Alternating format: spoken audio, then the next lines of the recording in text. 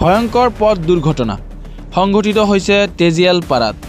হয়, পুনৰ সংঘটিত হৈছে পথ দুৰ্ঘটনা। সংঘটিত হয় কলাইগাঁৱৰ অন্তৰ্গত তেজিয়ালপাৰাত। কলাইগাঁৱৰ পৰা বৰবাগান চাৰিআলিলৈ গৈ থকা ই ৰিক্সাই খুন্দিয়ালে 4জনকৈ ছাত্ৰ ছাত্ৰীক। প্ৰত্যক্ষদৰ্শী মতে ই ৰিক্সা চালকজনে মদ্যপান কৰি চলাইছিল ই ৰিক্সা, যাৰ ফলত সংঘটিত হৈছে এনে ঘটনা। আমি জনাই আছোঁ, পুনৰ সংঘটিত হৈছে পথ দুৰ্ঘটনা সংঘটিত হয় কলাইগাঁৱৰ অন্তৰ্গত তেজিয়ালপাৰাত। জানিবলৈ পৰা মতে ছাত্ৰ ছাত্ৰী কেইজন ইতিমধ্যে চিকিৎসালয়ত ভৰ্তি কৰোৱা হয় যদিও ই ৰিক্সা চালকজন বৰ্তমান পলাতক অৱস্থাত আছে।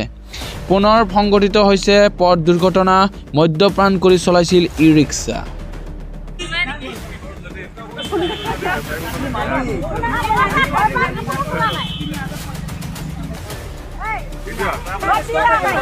গাড়ি নাপা কিন্তু গাড়ি নাপা